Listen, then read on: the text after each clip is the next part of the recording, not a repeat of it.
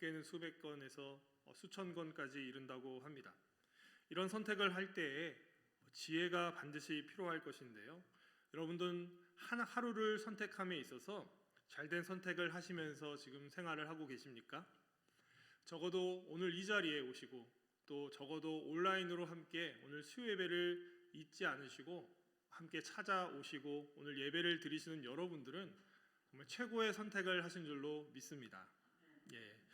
참 직장인 같은 경우는 점심시간이 1시간 정도일 텐데 그 1시간 가운데에서 정말 그 짧은 시간에 맛있는 걸 먹기 위해서 맛집을 생각하기도 할 것이고 정말 영양가 좋은 음식을 먹기 위해서 선택이라는 것을 하게 됩니다. 또 주부들의 경우는 어떻습니까? 우리 자녀들에게 귀한 음식을 만들어주기 위해서 정말 최고의 재료들을 또 생각을 하고 아이들을 먹이기 위해서 노력을 합니다. 그렇습니다. 그런 것처럼 오늘 이 예배 자리에 오신 분들도 어떤 선택을 하신 것입니다. 그렇죠?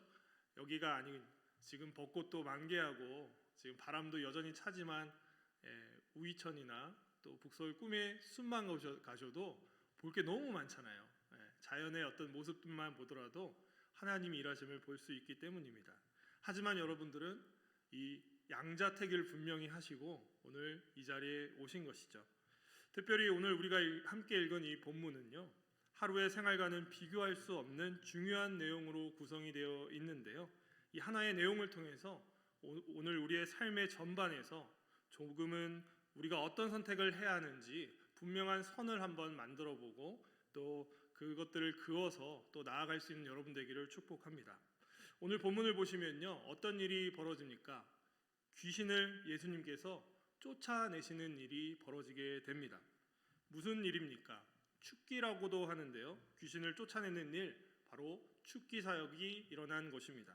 생각해 보시면 예수님은요, 이 땅에 오셔서 천국 복음을 전하며 가르쳐 제자 삼는 일을 무수히 많이 하셨습니다. 그런데 의외로 생각해 보시면요, 병든 자들을 고치시는 일을 수도 없이 많이 하셨던 것이죠. 그 중에서 육체적인 질병을 가지고 있는 그런 사람들을 고쳤을 뿐만 아니라 무엇보다 영적으로 앓고 있고 영적으로 병들어 있는 사람들에게 다가가셔서 그들이 죽었던 소망이 없는 그들의 삶을 생명이 있는 삶으로 바꿔주셨음을 우리는 잘 알고 있습니다. 벌써 한번 나누긴 했는데요, 누가복음 8장의 말씀에 들어가서 보시면 어떤 일이 벌어집니까? 예수님께서 갈릴리 지역의 사역을 열심히 하신 뒤에 이제 거라사 마을이라는 곳으로 배를 타고 동쪽으로 가셨던 것입니다. 거기서 처음으로 만났던 자는 누구입니까? 거기에 유명한 관료도 아니고 거기에 믿음 좋은 사람도 아니었고요, 거라사에서 열심히 살았지만 일반 서민으로 살았지만 어느 날 그가 귀신이 들어가서 완전히 거린이 된 사람을 만나게 됩니다. 이 사람의 특징은 무엇이었습니까? 도시 사람이었지만 거린이 되어 버렸기 때문에 이미 옷을 입지 않고 무덤에 거하는 삶을 살게 되었던 것입니다.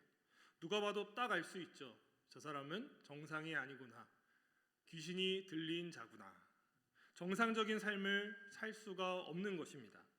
이런 자는 먼저 대화가 되지 않습니다. 그렇죠? 대화, 소통 관계가 완전히 끊어진 모습으로 살아가고 있는 것이죠. 그런데 이 자가 예수님을 보고는요, 예수님께로 얘기를 하는데요, 지극히 높으신 하나님의 아들 예수여, 당신이 나와 무슨 상관이 있습니까? 라고 질문을 했던 것입니다. 당신께 구하노니 나를 제발 좀 괴롭히지 말아주세요 라고 이야기를 합니다. 예수님을 보고 귀신 들린 자가 이 거린조차도요, 예수님이 하나님의 아들이심을 인정하고 있더라는 것입니다. 그리고 이 사람이 요청하는 것이 무엇입니까? 제발 좀 나를 괴롭게 하지 말라라고 요청을 하는 것입니다. 예수님은 이미 더러운 귀신을 명하셨기 때문에요, 귀신이 나오게 되었고 이 귀신들에게 네 이름이 무엇이냐라고 묻자 이 귀신들이 뭐라고 답을 합니까? 군대라고 합니다. 이 군대 귀신은요, 그곳 근처 산에 있던 돼지떼로 들어간 다음에 때가 비탈로 내리달아 이제 호수에 들어가서 다 익사하게 되었던 것입니다. 이 장면만 떠올려 보셔도 진짜 귀신이 있구나라고 또 보실 수 있는 것이죠. 또한 귀신 들린 자가 얼마나 고통 가운데에서 어둠의 긴 터널을 보냈는지를 우리는 알 수 있습니다.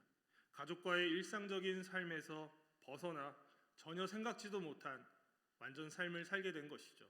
무덤가에서 옷을 입어야 되는데 옷을 벗은 채로 살았던 것이고, 사람들과 또 도시에서 떨어져서 단절된 삶을 살게 된 것입니다.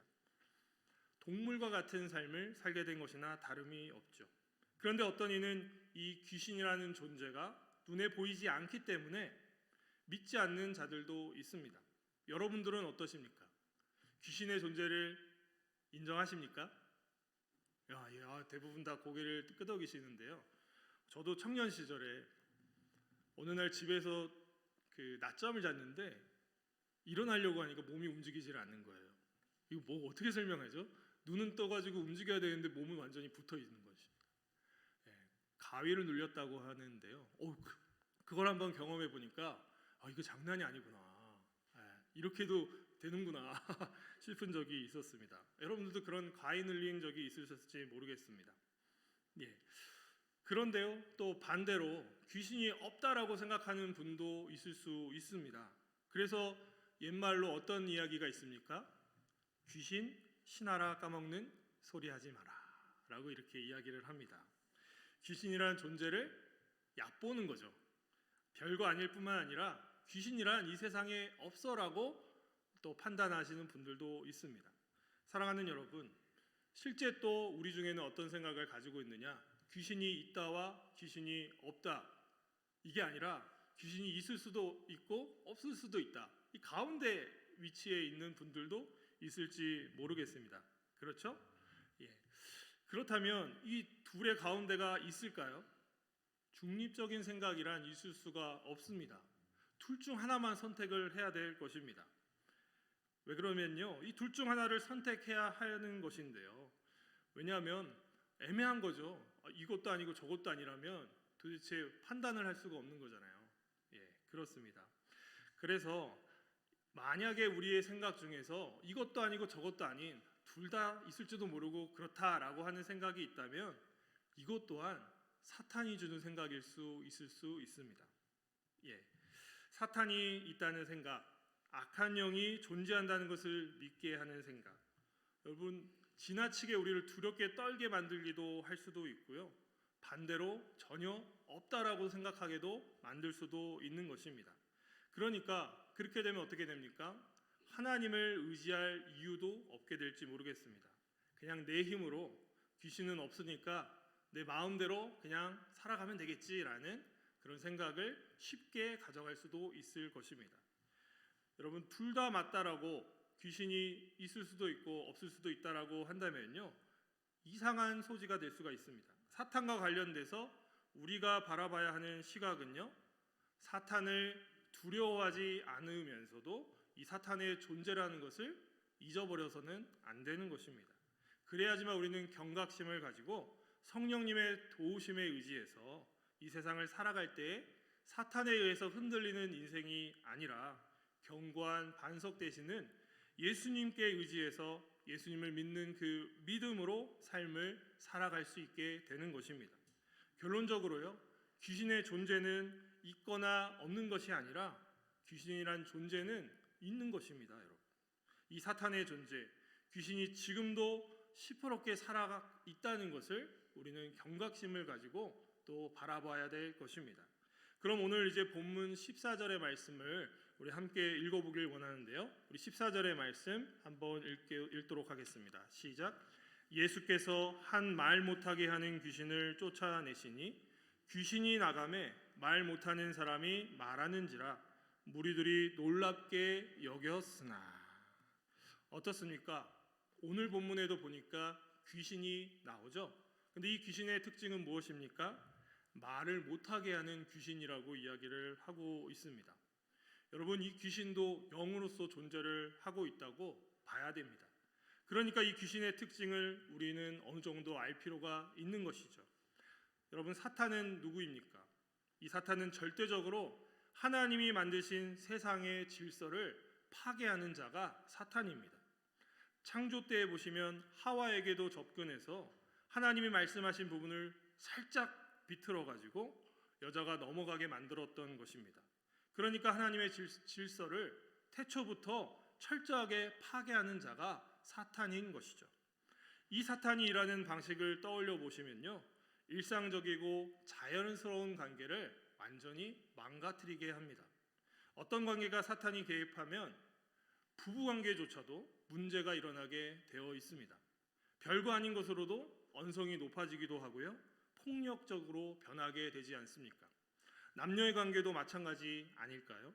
물론 모두 사탄으로 인함이라고 단정 지을 수도 사실은 없는 부분이 있을 수 있겠지만, 우리들 마음 속에는 바로 우리의 악한 마음을 심는 자가 사탄이기 때문에 충분히 가능성이 있음을 우리는 이해할 수가 있는 것입니다. 사탄이 우리에게 들어오게 되면요, 심지어 편견에 사로잡히게 되어서 관계를 파괴시키고 기존의 질서를 완전히 망가뜨리게 됩니다. 우리들이 살아가면서 겪게 되는 일상이 파괴된 일의 원인을 살펴보게 되면요, 아주 작은 일, 그것이 원인이 되어서 그게 확대되고 행동으로 옮겨진 것임을 보게 되기 때문입니다. 오늘 본문에는요, 말 못하게 하는 귀신이 한 사람에게 들어간 것입니다. 귀신도 그 역할이 당한 것처럼 보이죠. 그러니까 이 귀신 이름을 스스로 아까 8장에서 나왔던 큰 군대라고 하지 않았습니까? 예수님은 이 귀신 들린 자로 향해 주목을 하셨고 그에게 다가가셔서는 귀신을 말씀으로 쫓아내신 것입니다. 여러분, 예수님께서 왜 이런 일을 하셨을까요? 이것이 바로 하나님이신 예수님의 넓으신 한량없는 사랑이기 때문입니다. 이것은 마치 부모의 심정으로 자식이 마귀의 눌림에 의해서 정상적인 삶을 살지 못하기 때문에 그것이 너무 안타까워서 예수님은 그에게 오직 말씀으로 쫓아내신 것입니다. 비정상적인 삶을 살아가는 이 사람의 삶이 속히 정상적인 삶으로 변화되길 바라셨기 때문에, 이 사람이 가족과 함께 하며 교회 공동체와 함께 살아가는 것을 원하셨기 때문에 귀신을 말씀으로 쫓아내신 것입니다. 이제 이 귀신의 역사로 인해 막혔던 관계 그리고 삶이 회복되는 것을 우리는 보게 되는데요, 어떻습니까? 말 못하는 사람이 이제 말을 하게 됩니다. 소통을 하게 되었던 것이죠. 소통을 하지 못하게 했던 이 말 못하는 귀신 때문에 세상과는 단절된 삶을 살았을지 모르겠지만 우리 구주 예수님이 나타나셔서 귀신을 물러뜨리시니까 이제 말을 할 수 있게 되었던 것입니다. 사람들과의 이제 관계 회복이 이제 시작이 되는 것을 우리는 볼 수가 있는 것입니다. 그러니까 함께한 무리들도 놀라는 것이죠. 사랑하는 여러분, 그렇습니다. 귀신이 들어오면요, 세상과의 관계가 단절되게 되어 있습니다. 무엇보다 대화가 끊기게 되어 버렸죠. 그러니까 사회에서는 자연스럽게 그 사람을 받아주지 않습니다. 관계가 완전히 자연스럽게 뒤틀어져 버리는 것이죠.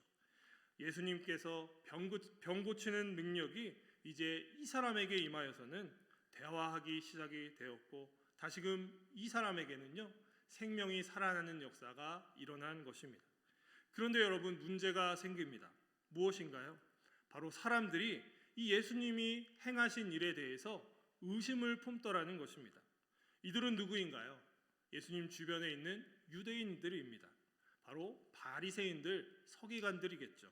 이들은 예수님이 보여주신 이적들을 이미 수도 없이 봤음에도 불구하고 이들은 절대적으로 변하지 않습니다. 15절과 16절을 제가 읽어드리겠습니다. 그 중에 더러는 말하기를 그가 귀신의 왕 바알세불을 힘입어 귀신을 쫓아낸다 하고, 또 더러는 예수를 시험하여 하늘로부터 오는 표적을 구하니. 이런 자들에게는요, 죄송한 말씀이지만 이들의 소리는 귀신 신 하나 까먹는 소리에 다름이 없습니다. 예수님이 누구이신지 분명히 당신을 나타내셨지만 이들이 예수님이 행하신 일이 귀신의 왕 바알세불을 힘입어서 귀신을 쫓아냈다라고 말하고 있기 때문입니다. 하물며 그것도 부족해서요, 하늘로부터 오는 표적을 구하고 있는 것들이 바로 이들의 실제 모습인 것입니다. 사랑하는 여러분, 이와 같은 자들을 어찌 바라봐야 할까요? 저도 최대한 객관적으로 이 사람들의 입장을 보고자 하지만 이들의 생각은 도를 지나친 것처럼 보입니다. 하나님께 기도하여서 이들에게 불을 내리셔서는 다 그냥 불사달라고 그렇게 이야기하고 싶은 정도입니다. 하지만 예수님은요, 이들의 반응에 대해서 어떻게 대응하시는지를 보시게 되면 진실로 놀랍습니다. 17절부터 19절의 말씀인데요, 우리 함께 읽어보도록 하겠습니다. 시작. 예수께서 그들의 생각을 아시고 이르시되 스스로 분쟁하는 나라마다 황폐하여지며 스스로 분쟁하는 집은 무너지느니라. 너희 말이 내가 바알세불을 힘입어 귀신을 쫓아낸다 하니 만일 사탄이 스스로 분쟁하면 그의 나라가 어떻게 서겠느냐. 내가 바알세불을 힘입어 귀신을 쫓아내면 너희 아들들은 누구를 힘입어 쫓아내느냐. 그러므로 그들이 너희 재판관이 되리라. 아멘. 여러분, 예수님의 입장은 분명하십니다. 스스로 분쟁하는 나라라고 한다면요, 즉 스스로 안에서 자기들끼리 싸우게 되는 공동체나 그런 모임이나 나라라고 한다면 망하게 되어 있다는 것을 분명하게 말씀하십니다. 심지어 가정도 마찬가지 아닐까요? 안에서 부부끼리 싸우게 되면 어떻게 됩니까? 아이들도 힘들어하게 되고 온 집안이 망가지게 되는 것은 당연할 것입니다. 이들의 말에 따르면요, 바로 예수님께서 바알세불에 힘입어서 귀신을 쫓아냈다고 한다면 같은 편끼리, 마귀들끼리, 사탄들끼리 싸운 거나 다름 없다는 것이죠. 심지어 귀신을 쫓은 일을 하는 이들의 아들들조차도 귀신에게 구걸하는 것 아니냐라고 하고 있습니다. 사랑하는 여러분, 이런 생각은 얼토당토 안 되는, 또 한 번 더 이야기하지만 귀신 신하라 까먹는 소리임에 틀림이 없습니다. 그런데 문제는요, 이런 의심을 잠재울 수 있는 논리라는 게 있어 보이지 않습니다. 사람의 생각을 바꾸는 게 쉽습니까, 여러분? 자신의 주장이 옳다고 여기고 고집 부리기만 더 하게 됩니다. 사람은 편견에 사로잡히면요, 강박해지고 몰상식해지게 되어 있습니다. 여러분, 우리 그리스도인은 어떤가요? 상식적인 그리스도인이 되어야 옳을 텐데요, 몰상식한 그리스도인이 되어버리면 어떻게 될까요? 또 다른 바리새인, 서기관이 될 수가 있습니다. 그러니까 무슨 말입니까? 신앙 또는 믿음이라는 것이 얼마나 중요한지 모릅니다. 예수님은 이런 몰상식한 태도와 생각에 대해서 지적을 하신 것입니다. 여러분, 20절 말씀을 하는데요, 20절 제가 읽어드리겠습니다. 그러나 내가 만일 하나님의 손을 힘입어 귀신을 쫓아낸다면 하나님의 나라가 이미 너희에게 임하였느니라. 아멘.